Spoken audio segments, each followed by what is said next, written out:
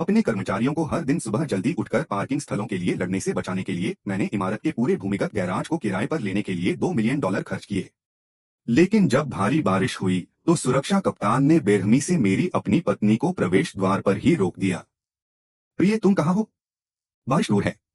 गाड़ी चलाना बंद करो। तुरंत आश्रय लेने के लिए कोई जगह खोजें। पतिदेव, मैं आपकी बिल्डिंग के ठीक बाहर हूँ। लेकिन उन्होंने गैराज का प्रवेश द्वार बंद कर दिया।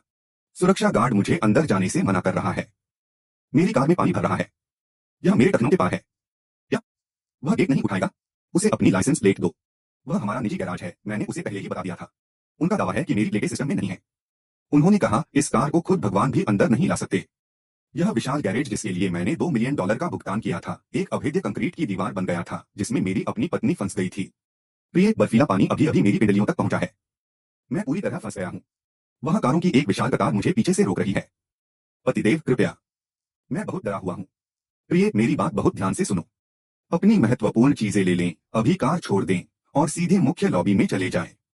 मैं तुम्हें लेने के लिए लिफ्ट से नीचे जा रहा हूं। उस बाढ़ वाली कार के अंदर फंसे रहना पूरी तरह से मौत की सजा थी। मुझे उसे तुरंत बाहर निकालना था। लेकिन मुझे बिल्कुल भी अंदाजा नहीं था कि जैसे ही वह बाहर निकलेगी वही हमारे दुःस्वप्न की असली शुरुआत होगी। हेलो, कौन बोल रहा है? यह शीर्ष मंजिल पर होगड़ा टेक के सीईओ लू युआन है। मेरी पत्नी को आपातकालीन आश्रय के लिए लॉबी में प्रवेश करने की आवश्यकता है। क्या आपके आदमियों ने उसे तुरंत जाने दिया है?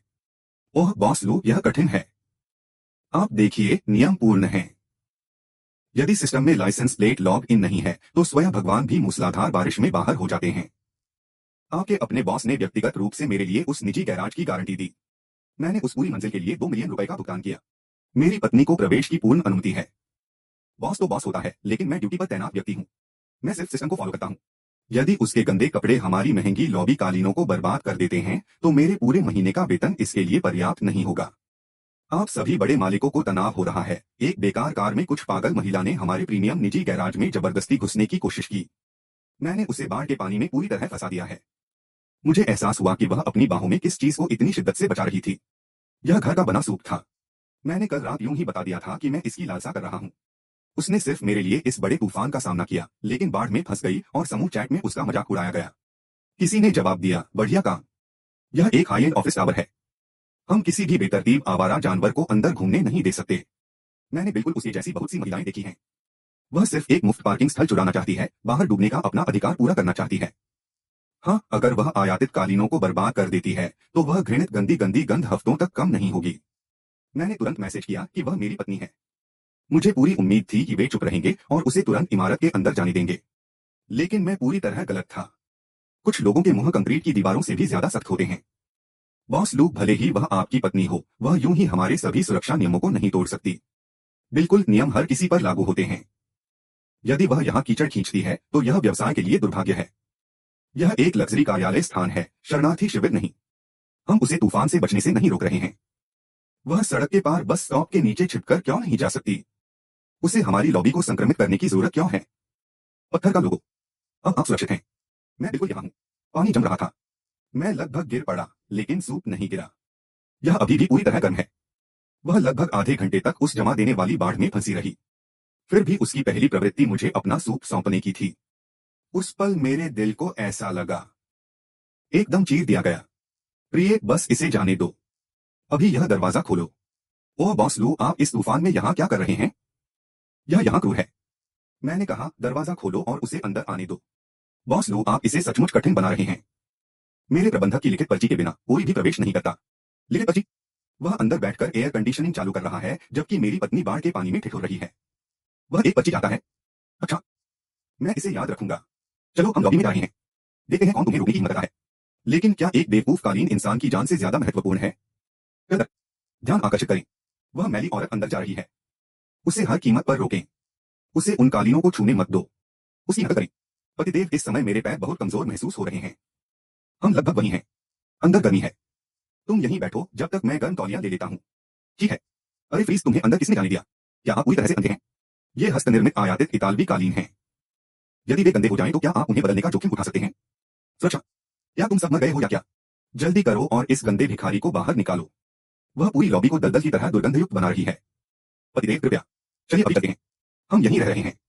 मैं किसी को हिलने की हिम्मत देता हूँ। मैंने तुमसे कहा था बाहर निकलो। आप भरा है। अपनी घृणित गरीबी को यहाँ ले आओ।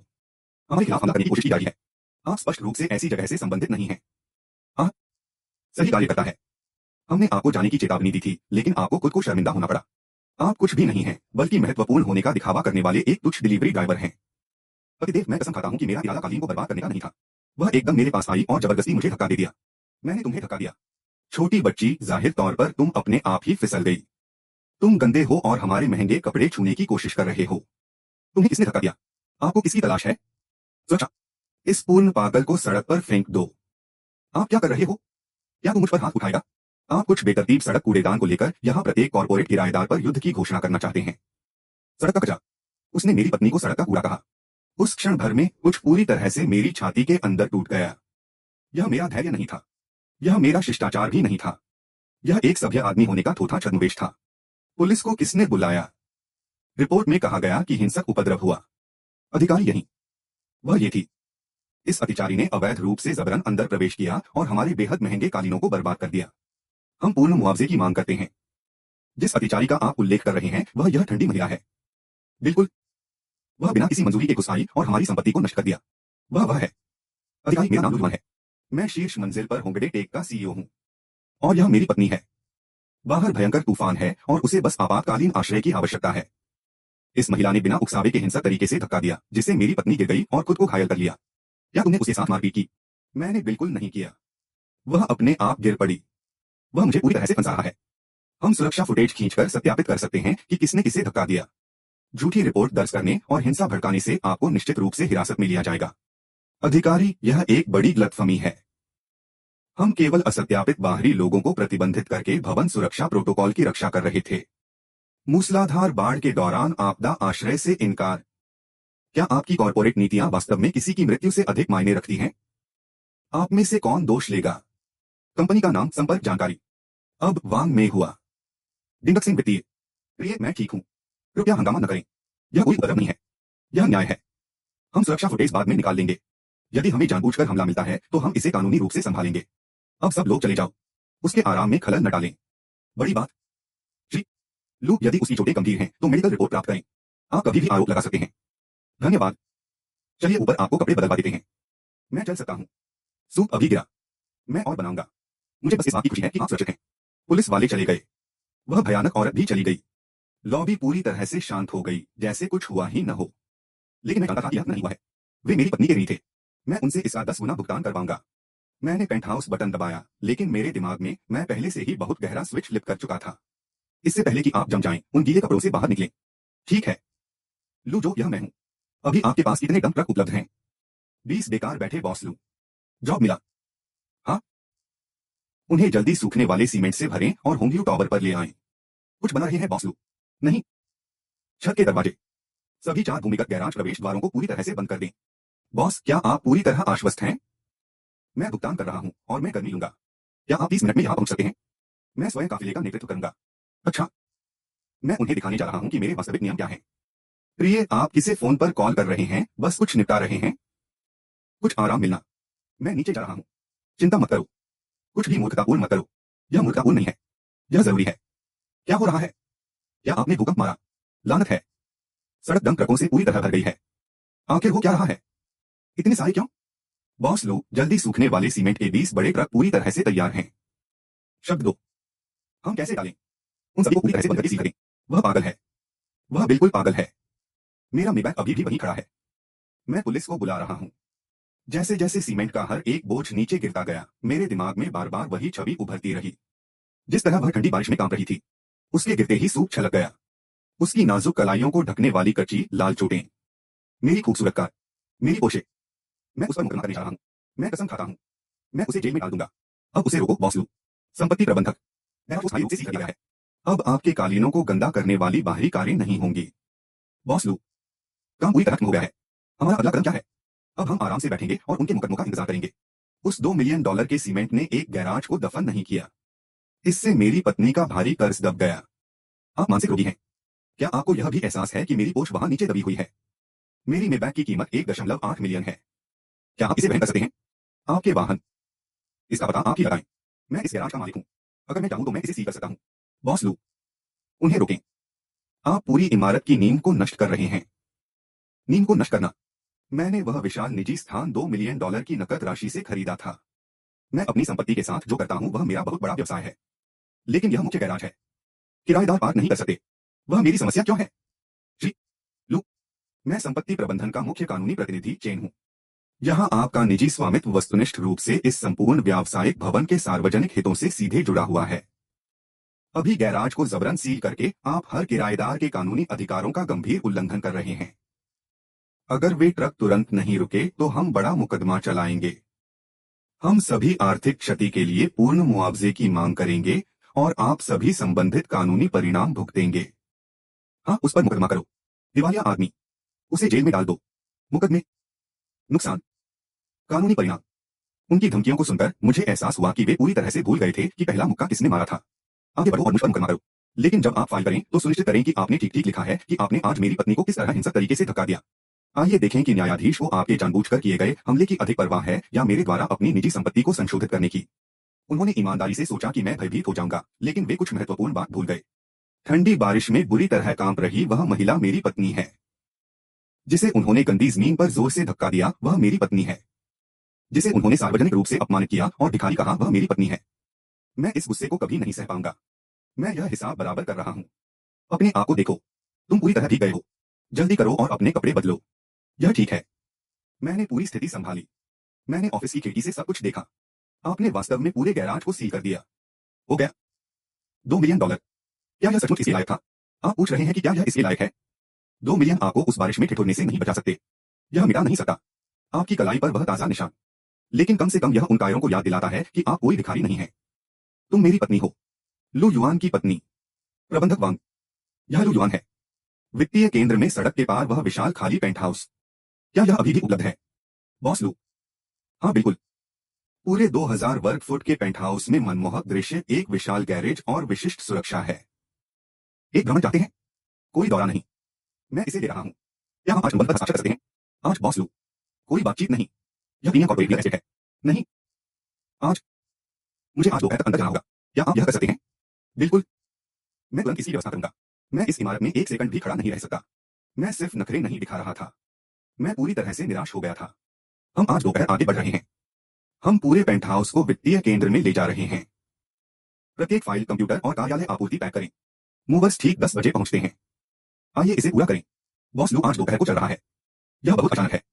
The faster. उतना ही अच्छा। हम इस डंप में 1 मिनट भी नहीं रुकेंगे। क्या हम गंभीरता से जा रहे हैं? यह बहुत अचानक है। वह निश्चित रूप से डरा हुआ है। उसने मुख्य गैरेज को पूरी तरह से सील कर दिया और सभी को परेशान कर दिया।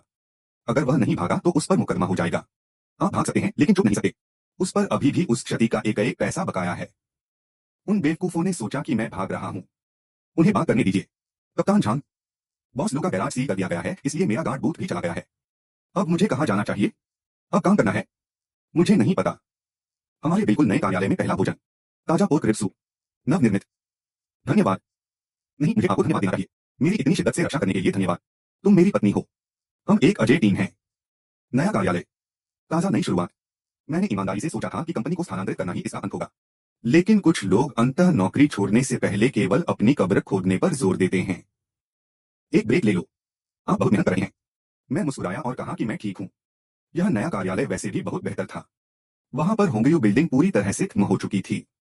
गैराज को सील कर बंद कर दिया गया। मैंने सुना है कि पिछले महीने 1/3 किराएदारों ने अपने पट्टे तोड़ दिए।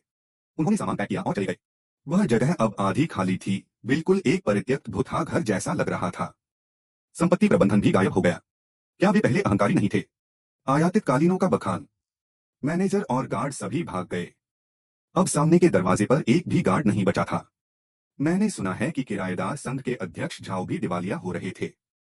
उसने उस पार्किंग स्थल के नवीनीकरण में लाखों रुपए खर्च कर दिए और अब यह सब ठोस कंक्रीट के नीचे दब गया था। मेरी पत्नी ने बाहर देखा और सड़क पर लोगों को लड़ते हुए देखा। उसने पूछा कि क्या वे ठीक कर रहे हैं। मैंने आंख भरी और पूछा कि क्या वह अभी भी उनके बारे में चिंता कर रही है। उसने सिर हिलाया। उन्होंने कहा कि उन्हें यह समझ नहीं आया कि लोगों ने ऐसा व्यवहार क्यों किया। मैंने उससे कहा कि ऐसा इसलिए है क्योंकि कुछ लोग कभी विश्वास नहीं करते कि वे गलत हैं। यह हमेशा समाज की गलती है, लेकिन वे एक सरल नियम भूल जाते हैं। आप वही काटते हैं जो आप बोते हैं। वह धीरे से मुस्कुराई और बोली मैं सही थी। फिर उसने पूछा कि मैं रात के खाने में क्या चाहता हूं। मैंने उसकी ओर देखा, यह जानते हुए कि मैं ऐसा दिखावा नहीं कर सकता कि कुछ हुआ ही नहीं, तब नहीं जब वह इतनी अविश्वसनीय रूप से दयालु थी। फिर उसने मुझे बुलाया। यह झाओ था। उसने मुझसे विनती की कि कृपया उस कंक्रीट को तोड़ने के लिए किसी को नियुक्त कर लें। उन्होंने रोते हुए कहा कि ईमानदारी से कहूं तो इमारत इससे बच नहीं सकती और हर कोई पूरी तरह से दिवालिया होने वाला था। उन्होंने कहा कि वे जानते थे कि वे बहुत गलत थे। वे उस समय बहुत स्वार्थी थे और उन्हें कभी भी मेरी पत्नी के साथ ऐसा व्यवहार नहीं करना चाहिए था। उसने सभी किराएदारों से माफी मांगी और बाहर निकलने का रास्ता मांगा। आखिरकार उन्होंने माफी मांगी, लेकिन केवल इसलिए क्योंकि वे बर्बाद हो रहे थे। क्या इसकी भी गिनती हुई? मैंने श्रीमान से कहा। झाओ ने कहा कि जब मैंने सुरक्षा कर्मियों से बैरियर हटाने के लिए कहा तो उन्होंने कहा कि इससे कालीन बर्बाद हो जाएगा। जब मेरी पत्नी के साथ जबरदस्ती धक्का मुक्की की गई तो आप सभी ने उसे दुर्भाग्य कहा। मैंने उस गैराज पर 2 मिलियन खर्च किए और आपने इसे सार्वजनिक हित कहा। क्या आपने कभी मुझे बाहर निकलने का रास्ता देने के बारे में सोचा? उन्होंने रोते हुए कहा कि उन्हें अपना कर मिल गया है। जिस कार्यकारी ने उसे धक्का दिया उसने अपनी कंपनी खो दी। सुरक्षा कप्तान अब सड़क पर कचरा उठा रहा था। उसने मुझसे फिर विनती की। मेरी आवाज बस जैसी ठंडी रही। मैंने उससे कहा कि उसने अपना कन स्वयं चुना है। मैंने उस कंक्रीट के लिए स्वयं भुगतान किया। उसकी भारी गंदगी को साफ करने का मेरा कोई दायित्व नहीं था। मैंने उससे कहा कि मैं उन्हें कभी माफ नहीं करूंगा, लेकिन अब मुझे उनसे नफरत नहीं है। मैंने उनसे कहा कि वे अपनी गंदगी स्वयं साफ करें। मैंने फोन रख दिया। वह कौन था? मेरी पत्नी ने पूछा। मैंने दूसरी ओर देखा और कहा कि यह एक गलत नंबर था। वह मुस्कुराई और मुझे झूठा कहा और कहा कि उसने मुझे बात करते हुए स्पष्ट रूप से सुना है। मैंने आह भरी और समझाया कि सड़क के उस पार वे लोग चाहते थे कि मैं कंक्रीट तोड़ दूं। उसने पूछा कि क्या मैं ऐसा करने जा रहा हूं। उसने पूछा कि क्या मैं इसे तोड़ना चाहता हूं। मैंने उससे पूछा कि वह क्या सोचती है और उसने कहा नहीं। मैंने सिर हिलाया। वह अब केवल ठोस नहीं रह गया था। यह एक ठोस पत्थर का सबक था। ठीक है, उसके बारे में सोचना बंद करो। उसने धीरे से कहा। सूप अंतः गर्म हो गया है। आओ इसे पी लो। मेरा दरवाजा हमें बाधित करवा। मेरे सहायक ने प्रवेश किया और कहा कि वहां एक श्रीमान थे। फ्रंट डेस्क पर जो। उसकी कोई नियुक्ति नहीं थी, लेकिन उसने दावा किया कि वह मुझे जानता है। पुराना जो। आखिरकार वह व्यक्तिगत रूप से सामने आए। ऐसा लग रहा था कि इमारत की स्थिति जितना मैंने सोचा था उससे कहीं अधिक तेजी से विफल हो रही थी। मैंने उससे कहा कि उसे ऊपर भेज दो। वह रुकी और पूछा कि क्या यह उस दिन वाला लड़का है? हाँ, राष्ट्रपति जो। मैंने सिर हिलाया। उसने पूछा कि क्या उसे बाहर निकलना चाहिए? मैंने उससे कहा कि उसे जाने की जरूरत नहीं है। जो घबराते हुए अंदर आया और कहा कि मेरा नया कार्यालय वास्तव में शानदार है। मैंने एक कुर्सी की ओर इशारा किया और पूछा कि क्या उसे चाय या कॉफी चाहिए। उसने बेतहाशा हाथ हिलाया और कहा कि इसकी कोई जरूरत नहीं है। वह बस कुछ शब्द कहने आया था और उसे अपने घुटने रगड़ते हुए देख रहा था। इसने मुझे बहुत सी चीजें याद दिला दी, लेकिन उनमें से कोई भी अब मायने नहीं रखती। उसने अपना सिर नीचे झुकाया और मुझसे कहा कि उस दिन मेरी पत्नी के साथ जो हुआ उसके लिए वह बेहद दुखी है। मैंने कप आगे सरकाया और उससे कहा कि चाय ठंडी होने पर बहुत खराब लगती है। मैंने उससे कहा कि वह सिर्फ अपने मन की बात कहे। उन्होंने जोर से आह भरी और स्वीकार किया कि पूरी इमारत ढह रही है। उसने मुझे उनके नंबर दिखाए। उनकी रिक्ति दर 60% से अधिक थी। वे संपत्ति शुल्क का 30% से कम एकत्र कर रहे थे। अग्नि निरीक्षण अगले महीने समाप्त हो जाएगा और पूरी इमारत बंद हो जाएगी। मैंने शून्यता से देखा और पूछा कि इसका मुझसे क्या लेना देना है। वह पूरी तरह हताश दिख रहा था। वह जानता था कि यहाँ मेरी कोई बाध्यता नहीं है, लेकिन उस गैराज को सील करने से इमारत का गला घोंट दिया गया। ग्राहक अंदर नहीं जा सके, कर्मचारियों ने रुकने से इनकार कर दिया और उनके किराएदार एक एक करके जा रहे थे। उन्होंने कहा कि उनकी अपनी कंपनी ठीक हो गई है। मैं तेजी से आगे की ओर झुक गया। मैंने पूछा कि क्या उसे पता है कि मेरी पत्नी कितनी देर तक बर्फीली बारिश में भीगती रही? 35 लंबे मिनट। बस मेरे लिए सूप लाने के लिए। इस बीच उनके सुरक्षा कप्तान ने एसी में विस्फोट कर दिया और समूह चैट के लिए वीडियो रिकॉर्ड कर लिया जैसे कि यह कोई मजाक हो। उन सभी ने उसे दुर्भाग्य कहा। उन्होंने उसे भिखारी कहा। उन्होंने कहा कि वह वहीं डूब मरने लायक थी। मैंने उससे कहा कि उसने सब कुछ देखा और उसने एक भी शब्द नहीं कहा। उसने हथलाते हुए कहा कि वह किसी मीटिंग में है। मैंने जोर से उपहास किया। मैंने पूछा कि जब उसने हंसने वाली इमोजी भेजी तो क्या वह किसी मीटिंग में था? मैंने उससे कहा कि आज दोपहर को मेरी एक और बैठक है और उसे चले जाने को कहा। वह घबरा गया और पूछा कि क्या मैं सचमुच इतना हृदयहीन हूं? उस भवन पर सैकड़ों लोग आश्रित थे। उन्होंने कहा कि मैंने एक गैरेज को सील कर दिया और कई परिवारों को नष्ट कर दिया, परिवारों को नष्ट कर दिया। मेरी आवाज गिर गई। मैंने उनसे पूछा कि क्या उनमें से किसी ने मेरे परिवार के बारे में सोचा था जब मेरी पत्नी उनके दरवाजे पर लगभग मर गई थी। जब वह बाढ़ के पानी में कांपने लगी तो उन्होंने कहा कि वह इसकी हकदार थी। जब उसे जोर से धक्का देकर जमीन पर गिराया गया तो उन्होंने उसे बदकिस्मत कहा। मैंने उससे कहा कि अब उसकी इमारत ढह रही है। उसमें मुझे हृदयहीन कहने की हिम्मत थी। मैंने उससे खुद को बाहर दिखाने की मांग की। बाद में मैं अपनी पत्नी की ओर मुस्कुराया और पूछा कि रात के खाने में क्या है। उसने कहा पोर्क रिब सूप। मैं हंसा और पूछा कि क्या उसे यह कहना याद है कि वह इससे कभी बीमार नहीं पड़ेगी। उसने सिर हिलाया। मैंने उससे कहा कि मैं इसे हमेशा खा सकता हूं और कभी नहीं थकूंगा। फिर मैंने अपना फोन चेक किया। मैंने पूछा कि वो तस्वीर लीक कैसे हुई। उसने कंधे उचकाए और कहा कि वहां बहुत सारे लोग थे। यह कोई आश्चर्य की बात नहीं थी कि किसी ने इसे तोड़ लिया। इसने अखबार बना दिया। जब पत्रकारों ने फोन किया तो मैंने अपना मुंह बंद रखा। लेकिन किसी और ने पूरी कहानी बता दी। ऑनलाइन मैंने किराएदारों को घबराते हुए देखा। किसी ने उनकी चैट में टाइप करके पूछा कि ये तस्वीरें किसने लीक की। उन्हें एहसास हुआ कि वे समाप्त हो गए हैं। जियांग चेंग का पूरा शहर जानता था। एक किराएदार ने कहा कि उसके ग्राहक ने अभी फोन करके पूछा कि क्या यह सच है। एक अन्य ने उत्तर देते हुए पूछा कि जब वे उसे बर्बाद कर रहे थे तो उन्होंने आज के बारे में क्यों नहीं सोचा। मैंने स्थानीय समाचार देखे।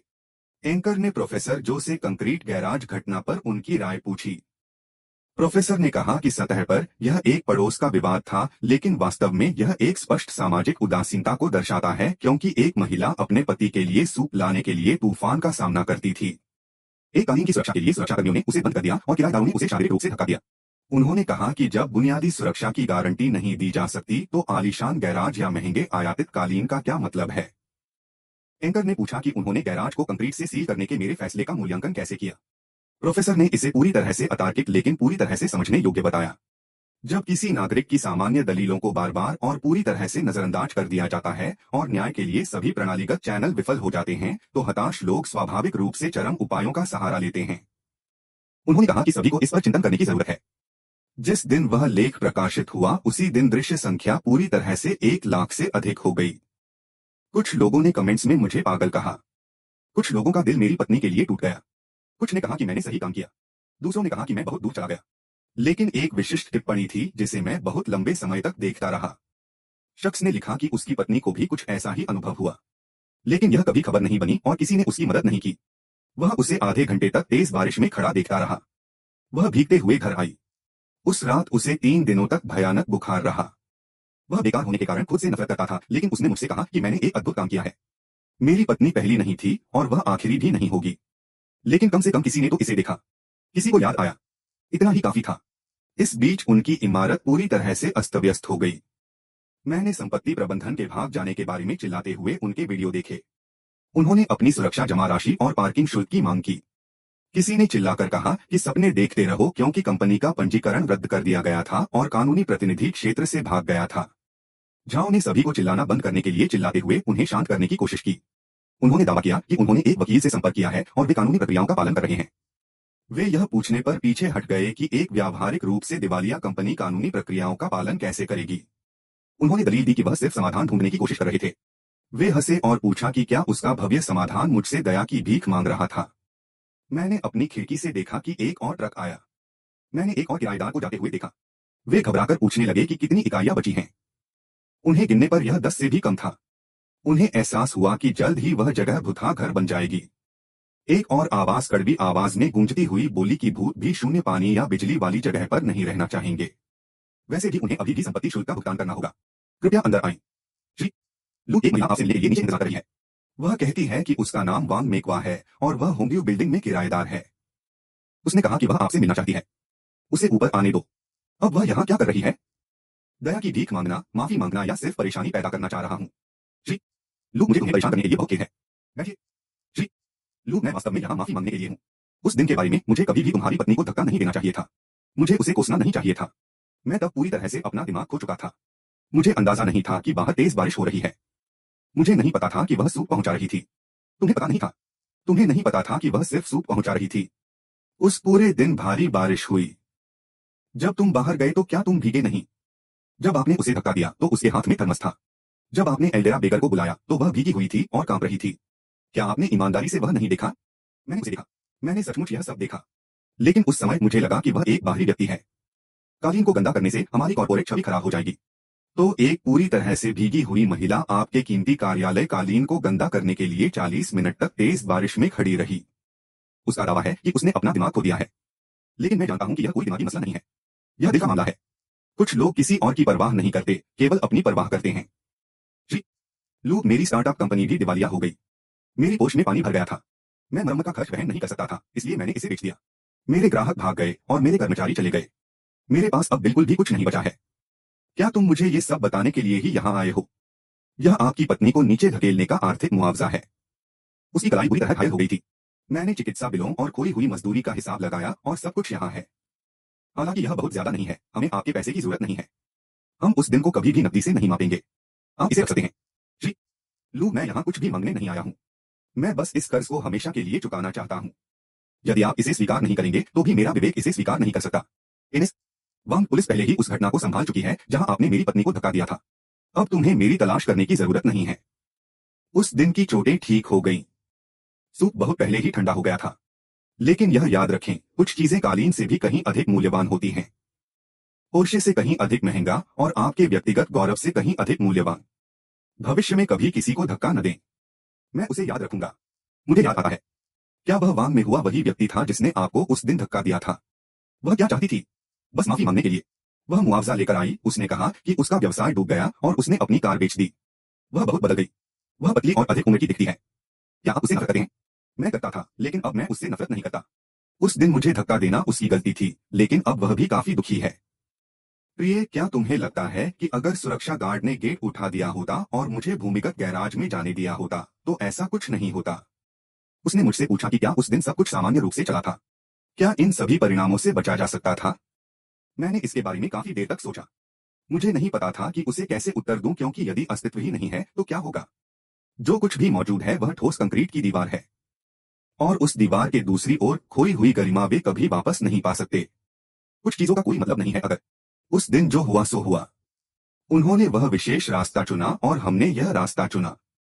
अब हम अपने अपने रास्ते चलते हैं। आप ठीक कह रहे हैं, अलग रास्ते। श्री झाओ, कार्यालय पूरी तरह से साफ कर दिया गया है। मैंने चाबियां आपके डेस्क पर छोड़ दी हैं। धन्यवाद। मैंने इस कंपनी में 20 साल तक काम किया। मैंने इसे एक छोटे से तहखाने से लेकर एक बाहरी इमारत की पूरी मंजिल तक बनाया, और अब यह एक भरी मंजिल से वापस इस पूरी तरह से खाली कमरे में चला गया। वह दीवार अब भी वही है, लेकिन मैं पूरी तरह खत्म हो चुका हूं। लाओ झाओ, वकील ने अभी फोन किया। हमारा घर अगले महीने फौजदारी नीलामी में जा रहा है। मुझे पता है। हम कहाँ चलेंगे? आइए पहले एक जगह किराए पर लें। हमारा घर पूरी तरह से खत्म हो गया है। 20 साल पुराना घर एक झटके में खत्म हो गया। मेरी पत्नी ने मेरे साथ रहकर बहुत कठिनाइयां सहन की, और अंत में मैं अपने रहने की जगह की भी रक्षा नहीं कर सका। यह सब दुस्वप्न कैसे शुरू हुआ? क्या आप भी यहाँ चीजें ढूंढ रहे हैं? क्या? बहुत से लोग खोजते हुए आए। कुछ लोग कारों की तलाश में हैं, कुछ अपने पैसों की तलाश में हैं, कुछ अपनी खोई हुई शान की तलाश में हैं। इसे कोई नहीं ढूंढ सकता। यह सब अंदर दबा हुआ है। श्री लू, मैं यहाँ तुम्हारी तलाश में नहीं आया हूँ। मैं बस वहां से गुजर रहा था। श्री झाओ, बहुत दिनों से नहीं देखा। श्री लू, मेरी कंपनी बर्बाद हो गई। मैंने वे संदेश सुने जो मैंने उस दिन ग्रुप चैट में भेजे थे। मुझे आपकी पत्नी का अपमान नहीं करना चाहिए था। मैं पहले ही इससे आगे बढ़ चुका हूँ। इसे सामने मत लाओ। लेकिन मैं इससे आगे नहीं बढ़ सकता। क्या आप मुझसे नफरत करते हैं? नहीं, मैं केवल खुद से नफरत करता हूँ। अच्छा, दूसरों से नफरत करना बहुत थका देने वाला है। यदि आप स्वयं से घृणा करते हैं तो आपके लिए आशा है। यह मेरा व्यवसाय कार्ड है। एक मित्र की कंपनी अभी नियुक्ति कर रही है।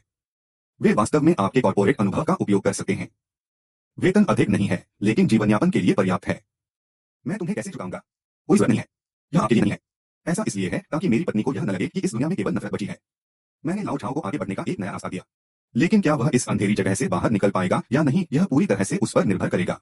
अन्य लोग कुछ ऋणों का भुगतान करने में आपकी सहायता नहीं कर सकते। उन्हें तुम्हें स्वयं ही निपटाना होगा। कुछ खाओ। आपने पूरे दिन एक टुकड़ा भी नहीं खाया। मैंने शहद खाया। मुझे माफ करें। माफी मत मांगो। आपका यहाँ होना किसी भी चीज से बेहतर है। मुझे नौकरी मिल गई। लू युआन ने मेरा परिचय कराया। वेतन अधिक नहीं है, लेकिन जीवनयापन के लिए पर्याप्त है। यह बहुत बढ़िया बात है। लू युआन सही था। खुद से नफरत करने का मतलब है कि उम्मीद है। मैं कंपनी या घर नहीं बचा सका, लेकिन मैं अब भी खुद को बचा सकता हूँ। मैं इस परिवार को बचा सकता हूँ। वह पर्याप्त है। अंदर आए। श्री लू, एक वृद्ध सर्जन नीचे आपका इंतजार कर रहे हैं। उनका कहना है कि उनका अंतिम नाम जो है उसे ऊपर भेजो। श्री लू, यह समाज की बात है। मैं जियांगचेन विश्वविद्यालय के समाजशास्त्र विभाग से जो मिंगयुआन हूँ। मैंने तुम्हें पहले फोन किया था। प्रोफेसर जो, कृपया बैठ जाइए। क्या आप चाय या कॉफी पसंद करेंगे? चाय ठीक है, धन्यवाद। यह श्रीमती ही होंगी। लू, यह खुशी की बात है। नमस्ते प्रोफेसर जो। यहाँ मेरा मसौदा है, उदासीनता की लागत, सीमेंटेड गैराज घटना का एक समाजशास्त्रीय अध्ययन। मैं चाहूंगा कि आप भी विवरण की समीक्षा करें और किसी भी त्रुटि की जांच करें। प्रोफेसर जो, आपने वास्तव में यह पेपर क्यों लिखा? अधिक लोगों को इसे देखने देने के लिए, न कि चौंकाने वाले मूल्य के लिए और न ही सही लग का निर्णय करने के लिए। मैं बस सभी को याद दिलाना चाहता हूं कि जब उदासीनता पूर्ण मानदंड बन जाती है, जब सिस्टम पूरी तरह से विफल हो जाता है, और जब लोगों के बीच केवल लाभ और गणना रह जाती है, तो हर कोई अंतिम कीमत चुकाता है। क्या आपको सचमुच लगता है कि इस पेपर को पढ़ने वाला कोई भी व्यक्ति बदल जाएगा? नहीं, वे नहीं करेंगे। कम से कम हर कोई बदलने वाला नहीं है। लेकिन अगर 100 लोगों में से सिर्फ एक ही व्यक्ति इस वजह से एक सेकंड के लिए रुककर सोचता है, अगर वे किसी को धक्का देने से पहले 2 बार सोचते हैं, अगर वे किसी को कोसने से पहले 2 बार सोचते हैं, किसी का रास्ता रोकने से पहले 2 बार सोचते हैं, तो यह लिखना व्यर्थ नहीं था। प्रोफेसर जो, आपने इसे खूबसूरती से लिखा है, लेकिन मैं वास्तव में उस दिन को दोबारा नहीं देखना चाहता। मैं समझता हूँ। श्रीमती लियू, यदि आप असहज महसूस करते हैं तो मैं कुछ विवरण हटा सकता हूँ। कोई जरूरत नहीं है। यह पहले से ही लिखा हुआ है। मैं बस आशा करता हूँ कि आप अंत में एक वाक्य जोड़ेंगे। उन्हें बताओ कि मैं उस दिन सूप देने गया था। मैं पार्किंग गैराज पर आक्रमण करने की कोशिश नहीं कर रहा था। मैं पार्किंग की जगह नहीं चुरा रहा था। मैं उनका कालीन गंदा नहीं कर रहा था। मैं केवल अपने पति को कुछ सूप देना चाहती थी। मैं उसे जरूर जोड़ूंगा। मैं वादा करता हूँ। प्रिय, मुझे बताओ, अब उस बिल्डिंग का क्या होगा? मैंने सुना है कि एक रियल एस्टेट डेवलपर इसे तोड़कर दोबारा बनाना चाहता है, लेकिन उस कंक्रीट की दीवार को तोड़ने में कई साल लग सकते हैं। और यदि वे इसे तोड़ दें तो क्या होगा? अंदर वे कारें भी पानी में डूब गईं और बर्बाद हो गईं। उनका सामान पूरी तरह सड़ चुका है। तो क्या हुआ? आप उनके लिए खेद क्यों महसूस कर रहे हैं? मैं नहीं हूं। मैं बस यही सोचता हूं कि यह एक दुखद बर्बादी है। अगर उस दिन सुरक्षा गार्ड ने बहस की होती, अगर किसी ने मुझे धक्का नहीं दिया होता, अगर ग्रुप चैट में किसी ने कहा होता, उसे अंदर आने दो, तो क्या चीजें इतनी भयानक रूप से गलत हो जाती? भले ही उस दिन सब कुछ पूरी तरह से सामान्य था, फिर भी उस अपार्टमेंट बिल्डिंग के लोग अंततः एक दूसरे के प्रति आकर्षित हो गए होते। अपने दिलों में वे केवल अपने बारे में परवाह करते हैं और किसी की नहीं। लेकिन आपने मुझे एक महत्वपूर्ण बात सिखाई। यह क्या है? दूसरे लोगों को अपने दिल में रखना किसी भी अन्य चीज से ज्यादा मायने रखता है। 3 महीने हो गए। वह दीवार अभी भी वहीं खड़ी है, लेकिन इमारत के किराएदार पहले ही कई बार बदल चुके हैं। कुछ चीजें एक बार जब वे पूरी तरह से बिखर जाती हैं, तो आप उन्हें फिर कभी जोड़ नहीं सकते। झांगदेफा, क्या आप सचमुच अभी भी यहाँ कचरा उठा रहे हैं? संपत्ति प्रबंधन मेरी सुरक्षा जमा राशि कब वापस करेगा? प्रबंधन कंपनी चली गई है। आप किससे पूछने जा रहे हैं? मुझे फर्क नहीं पड़ता। आपने भूमिगत गैराज को सील कर दिया और मेरी कोष में पानी भर गया। अब आप मेरी जमा राशि वापस करने से इनकार कर रहे हैं। मैं तुम पर मुकदमा कर रहा हूँ। अकेली। आप किस पर मुकदमा करेंगे? प्रबंधन भाग गया। डेवलपर दिवालिया हो गया। जाओ उस कंक्रीट की दीवार पर मुकदमा करो। सही। क्या अंतर आपका काम खत्म हो गया? मैं तुम्हारे लिए गर्म सूप लाया हूँ। और क्रिप सूप फिर से? नहीं, इस बार यह चिकन सूप है। प्रिय, क्या तुम अब भी उस घटना के बारे में सोचते हो? तुम्हें पता है उस दिन क्या हुआ था? गैराज। वे लोग। मैंने उनके बारे में सोचा है, हाँ। लेकिन यह नफरत नहीं है और यह अफसोस नहीं है। मैंने अभी कुछ बातें समझी। कैसा? कुछ लोग नफरत करने के लिए आपके समय के लायक नहीं हैं। क्रोध को काबू में रखना बहुत थका देने वाला होता है। परंतु मेरे पास जो कुछ भी है, उससे तुम रक्षा करने योग्य हो। 2 मिलियन मूल्य का ठोस सीमेंट एक जीवित नर्क से कहीं अधिक सील कर दिया गया है। लेकिन इसे समझने में मुझे पूरे 3 महीने लग गए। वह कंक्रीट की दीवार कभी भी उन्हें सजा देने के लिए नहीं बनी थी। यह मुझे याद दिलाने के लिए था। मुझे याद दिलाएं कि किस बात पर गुस्सा होने लायक है और किस बात को मुझे जाने देना चाहिए। मैंने अपने जीवन के सबसे सच्चे व्यक्ति की रक्षा की। और यही काफी है।